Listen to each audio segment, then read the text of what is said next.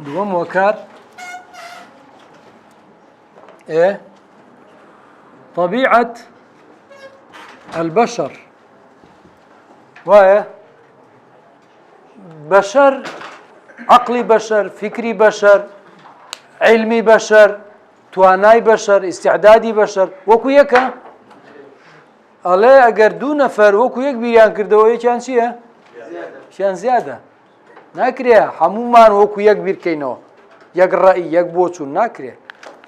كما باسي شورا مان كر وتمان جوازي هي خلاف هي بس حسم ذكري خلافك حسم خلاف هي بلا هي بس حسم ذكري طبيعتي بشر وايه استعداد كان جوازن يشك علمي زورة يشك كمترة يشك عقلي باشتكى باشتر دشكي باشتر تي اجا زوتر تي اجا يشك كمتر تي اجا وايه يعني جوازي هي لتوانا كان تواناي عقلي تواناي فكري تواناي استعداد كان امانه هموي ابيته هوكار بو جوازي وايه طبعا مثلا قرآن هر قرآن حديث هر حديثة كسي أو بزوري ليتيجا مش بزوري كليتيجا تصور كان آتي وهي سوار دقرنا أو علماء روشتو أو هاتو أو أنا كسي زانا لو سردما تفسيري شي كردو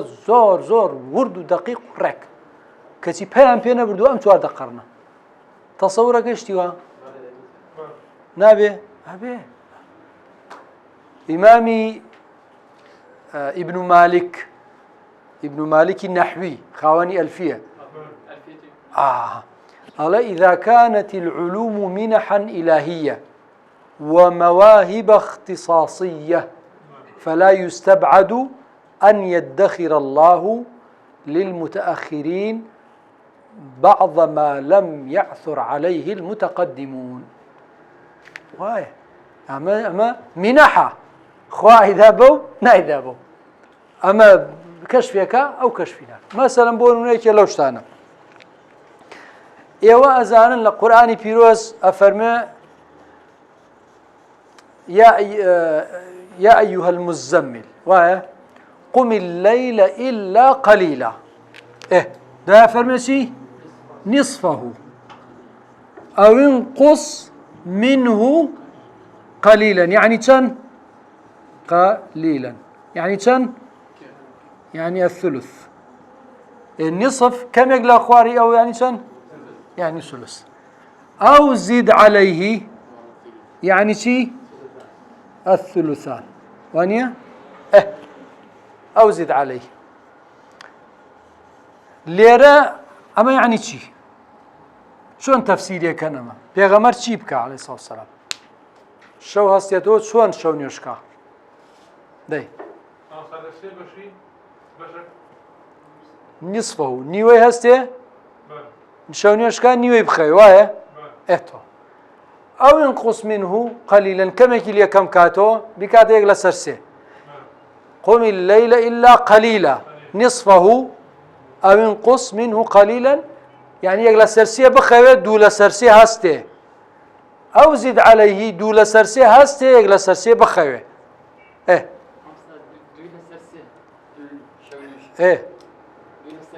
يلا كام يمكا هو سي خياري بيداو كام يمكا بكيف يخوي كام هل بجري بيكا اختيارية ما صاليتو اختيارية تو ما صاليتو يعني هل وقت عبا كيف يخوي عليه الصلاة والسلام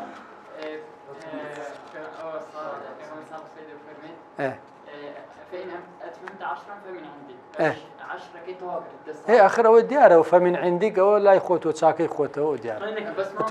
بس ليرة أما بس من ليرة خوا خطابك لقلب يغنبراك خطابك خاص وتايبت أفرمي أهابك كام ينبك آخر كانت إيوه هموتان ألان بيغمري خواه مختارة كام يعني كابا كيف يخوي نخير أي شو؟ نيوي بكا بس بالغي على نصفه أجر نتواني أو ينقص منه قليلا واي تو دي النتواني نيوتو آخرنا تو اشتكي نوتو مثلا ليرة بالغي بلا سنة نتوانين يعني ده بله سي باش أي أواني كسي ليبكا نصفه دو سلسكي نصفك آخر بو كامل يقدم أما دو سلس أو سي سلس كاد سي سلس يعني الربع يميني يعني سي الربع إيه إيه نا شو سيباش ألا نيوي شو هستا نيوي بخوا نيوي هستا شو نيوشكا نيوي بخوا يا يقلا سرسي شو هستا شو نيوشكا دو بشي بخوا يا دو لسرسي هستا يك بشي بخوا أو هاك بله هذا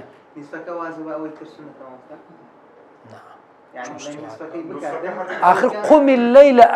أمركش بو وجوبه خطابه لقال أو شون زياد كردو النيوة كبو واجبه أو يتربو سنة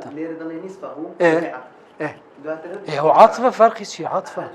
إيه معطوف ومعطوف عليه لحكم يقنين جاء زيد وعمر هادو جناتون نعم مغيرانية أصلا أو أبو تخيلة كيف مغيرة بله إيه إيه أو ينقص يعني أتواني نيوشي ليش كم كي أتواني شلون كواوتيوتي أتواني أو ينقص يعني أجر ليك آخر بوسي لك كم كان إيه يعني أتواني كواتب كورتية وقشتان الله بيغمري خواب مختارة كام يعني كوايا تو إيه حلو معناه إيه ده تو هو النبي مش أنا عذاب مي خوبي ها يخوني عليم شوارد قرن أو أمتهاتو علماء مفسرين فطاحل علماء لم تأريخا كسي نبو أم معنى تازيما بيبلغ غيري كاق أحمدي مفتي زادة معناه كي نوه سيه عليه علاقي باختياري بيغمروني علاقي بسيوه هي بزوري وكمي شوروش شوگار جاری وای درێژە جاری وای کورتە جاری وای یەکسان بوو نیوەی هەستە و نیوەی بخەوە شەوگار درێژ بوو دوو لە سەرسەی هەستە یەک لە سەرسەی بخەوە شەوگار کورت بوو یەک لە سەرسەی هەستە دوو لە سەرسەی بخەوە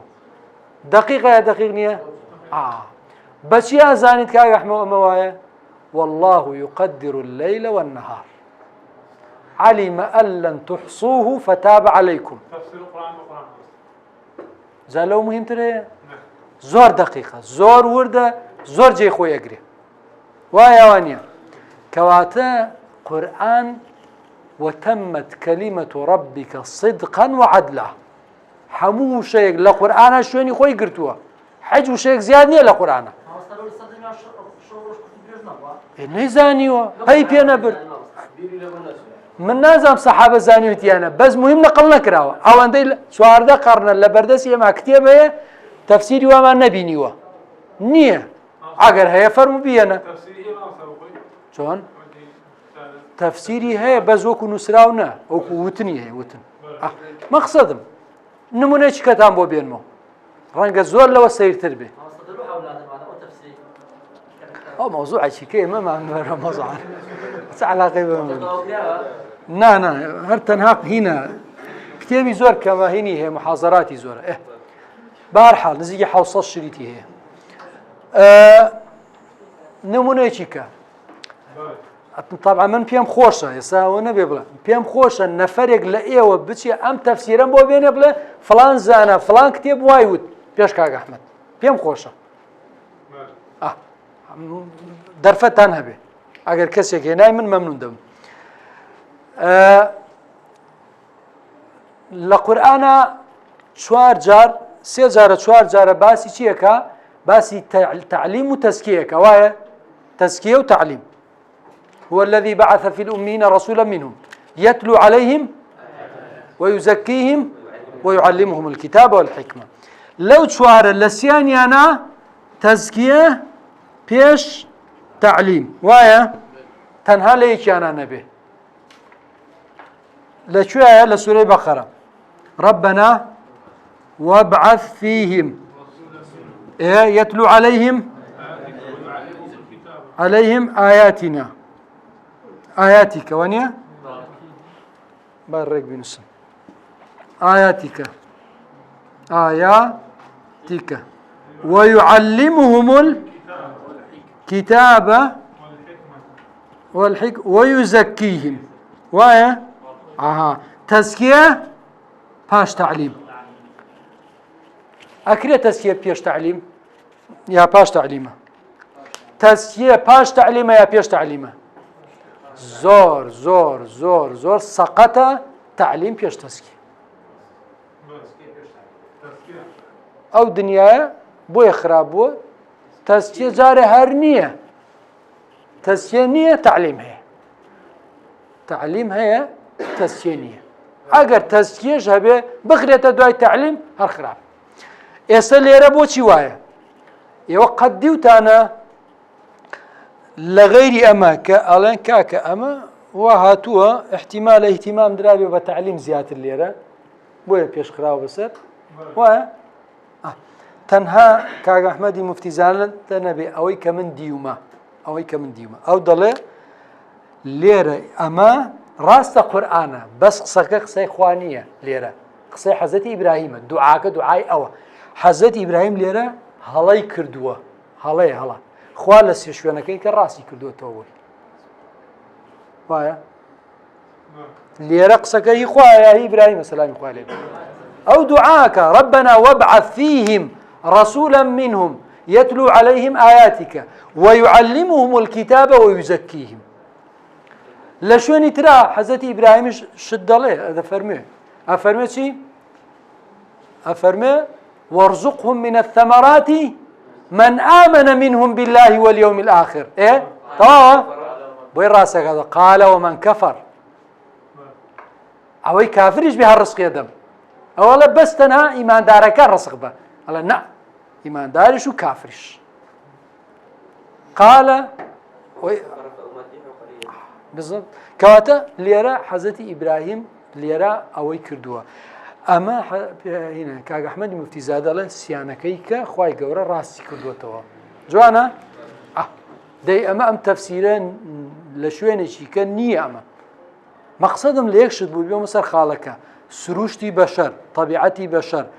جوازي بشر شتيك مثلا هو شوارده قرنا شتيك وتراوه بيشتر نزان راو نوتراوه نكر أبي أنا أبي سورة أسائل لما ولاش خلقك ديت شتيك على كذا نيوتو وكما أبو علي معري ودي ألا وإني وإن كنت الأخير زمانه لآت بما لم تستطعه الأوائل شتيك جينم كذا نيناب هرسن من لو أخيره هاتم بلام شتيك جينم كذا نيناب هرسن ويدي عاي والله كاس نية رخني لي نجري أما نالين كاك أحمد معصومة شوتي كاس نية باسمة للنمونية الله النمونة جاري واهي تو الزاناي قسيقا كاب بيشتن نكراو أما طبيعتي بشرة أم بي بردوه بوشتا بيش خوي بي كس بي بينا بردوه بو چونك طبيعتي مروفكان جوازن عقليان فكريان دركيان استعداديان وايه باسم لأسباب اختلاف بغلط ليم تيمكا يما هيج كسبه معصوم نازاني لا معصومة إلا المعصوم لا معصومة إلا المعصوم تنها بيغمري خوا معصومة أويش باعشتان بيغلم شوانا جارك توضيح مدات وزيك لبشتو نازان زور يعني جواز يما ألينسي پیغمبر خو علیه الصلاه والسلام معصوم نیه لهلا معصومه لتاوان معصوم نیه لهلا معصومه لسر اقرار لسر هلا واضحه وانا معصوم نیه لهلا معصومة لإقرار لسر هلا أو تيجن خو يعني هلا يكرد هلا كيت ينابر بسريا بوي راسك ريته وكو هيز مجتهدي شكنية لتاريخه حاج كزوانية غيري بيغمر كزوانية تنها بيغمبرها هلا يكرد بوي راس عبس وتولى عفى الله عن كلمة أذنت له هلا بويا هلا نبو شون هلا نية عبس وتولى باشا يسا من ناو تشاو درش كم لتشويري أو تشويري زنبينية ها اي بوسيه به خوای ګور رقمې لې بګري یو نه دیوه به طاقت نه بو پی ته دې ساعت شي کورو یسه مشغولم نه چای شي درش کړو عبس وتولى مقصود خو لرات شي زاني او قدوه تشيتر او ديار معلومه قدوه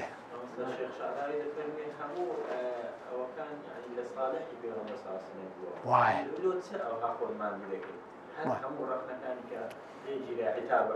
بله راسته آخر رخنك بو چی جیراو سیاره که من اوه مسألة مسلمان بوا پیغمبر بلای کافر کان روش زیادی گرینگی با کافر کان آخر مثلا بپی منطقی بشری الله ام سر گورانه اگر مسلمان بن لشکریک لگل یعنی ام سر زلانه گشتیان بین مسلمان بن ام خلق گشتی مسلمان بن ایو با دعوه باشه یعنی بپی منطق و باشه نیه عقل بيركنو أزمون وخبرة إيه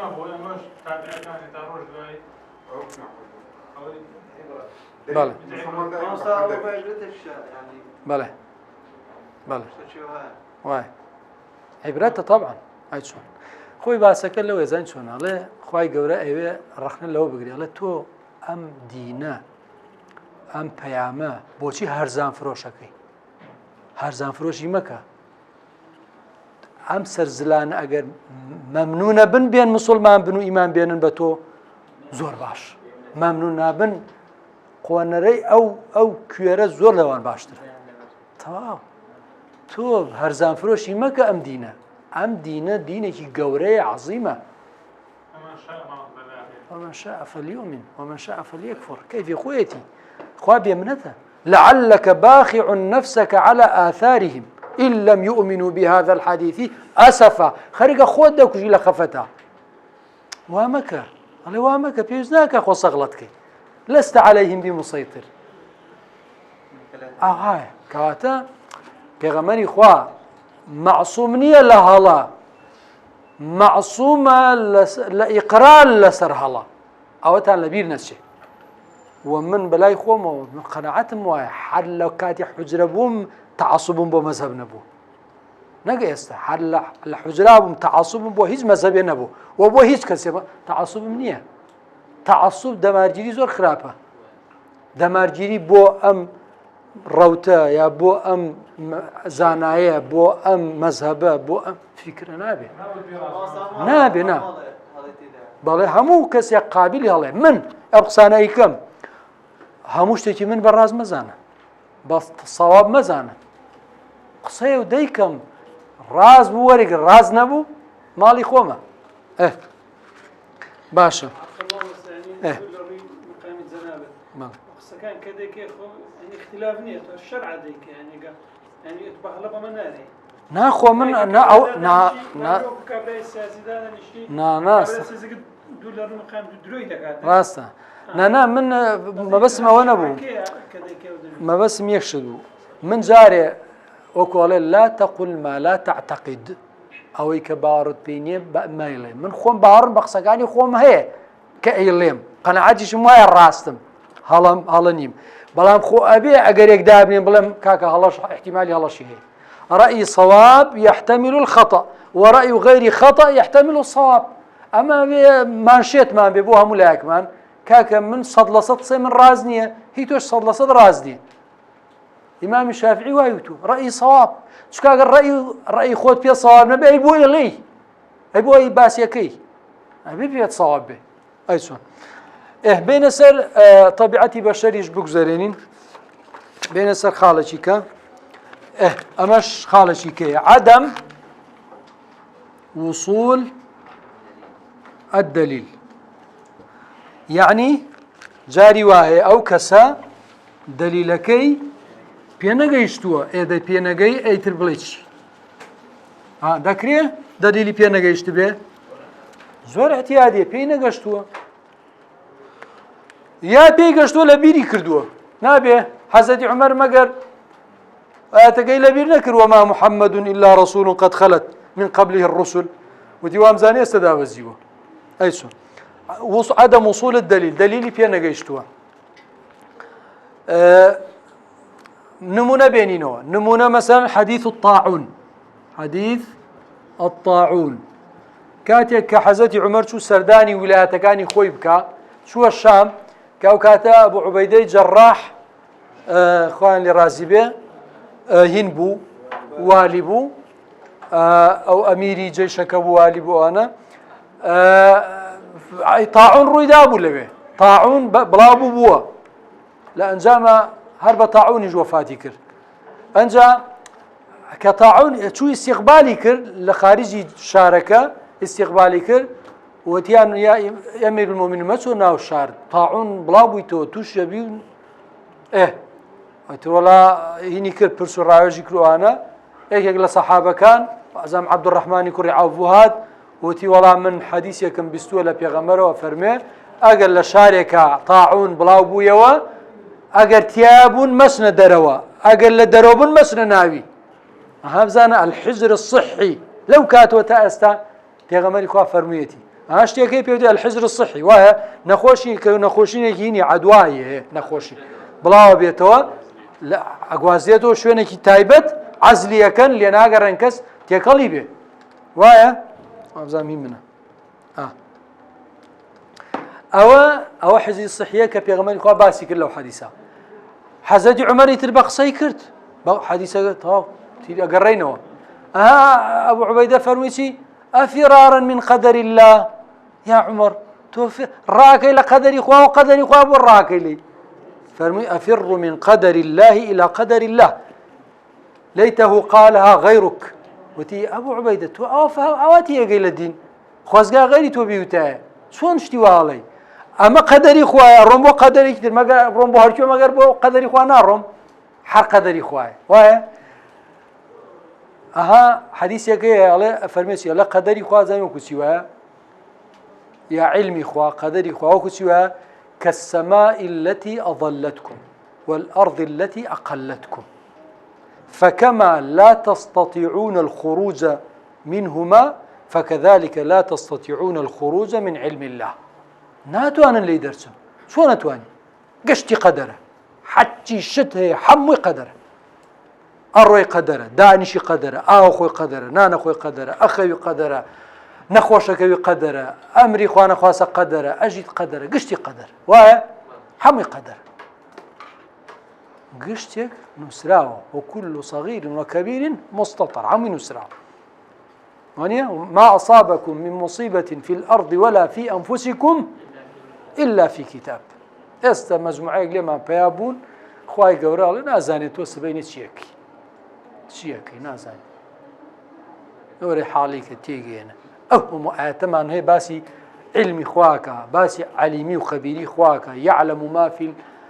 ما ينزل من السماء وما يعرج فيها وما يخرج منها وما يعرج فيها وهو معكم أينما كنتم يعلم السر وأخفى هم أنا دزاني أو السر ما نزاني أي أخفى من السر يعني شيء آخر السر أويك دو تفسير هي الآن السر أويك تو تنها لا يك شخص باسيكي أخفى من السر لا يكز باسيناكي بس خود إيزاني خو هردو شيء إيزاني أما تفسيرك بلا من أمان بي باشتر أم تفسيري دوام سر أويك كز نازاني بس خود إيزاني بس خود أي أخفى من السر كامل هێشتا نهاتووەتە ناو دڵت هێشتا نهاتووەتە ناو دڵت ئەوەش ئەزانێ خوا وایە کەواتە خوا هەمووشت دەزانێ چۆنە بێ بڵێ خوا ڕابردوو ئێستا و داهاتوو بەلاوی یەکسانە خوا زەمەنی نییە هەموو یەکسانە بۆیە جاری ئەمە حەدیثی طاعون نمونەیەکی کە بێنینەوە حەدیثی هین دابشکردنی میراتی پێغەمبەری خوا پێغەمبەری خوا عەلەیهی سڵام بڵێ الإسلام بروين وقتی مكتبه باش فەرمو کاتمان چەند ماوە باش فەرمو حەدیسەکە یعنی کاتێک کە پێغەمبەری خوا وەفات دەکا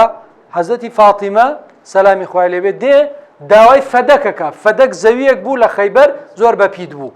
هی پێغەمبەر بوو خاص داوای کرد وتی باوکم وەفاتی کرد و حەقی خۆمە وایە میراتەکەم بەرێ حەزەتی ئەوبەکر دایێ